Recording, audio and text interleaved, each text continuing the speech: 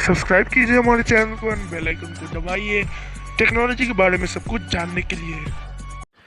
Hello guys and welcome to my new video. Welcome to Alpha Technical YouTube channel. तो guys चलिए आज का video शुरू करते हैं बिना टाइम वेस्ट किए। गाइस पास से बहुत ज़्यादा साउंड आ रहा है, मैं कुछ नहीं कर सकता, इसके लिए माफ़ी चाहता हूँ आपसे। सो गाइस आज के इस वीडियो में बेसिकली मैं आपको सिखाने वाला हूँ कैसे आप लोग अपने यूट्यूब वीडियो में प्रॉपरली टैग्स यूज़ कर सकते हैं। तो गाइस आज जो मैं कोई तरीका नहीं बताने वाला कि ऐसे टैग्स यूज़ करो वैसे टैग्स यूज़ करो। आज जो मैं एक ऐप के बारे में बताने वाला हूँ जो कि ऑफिशियली यूट्यूब सर्टिफाइड एप्लीकेशन है।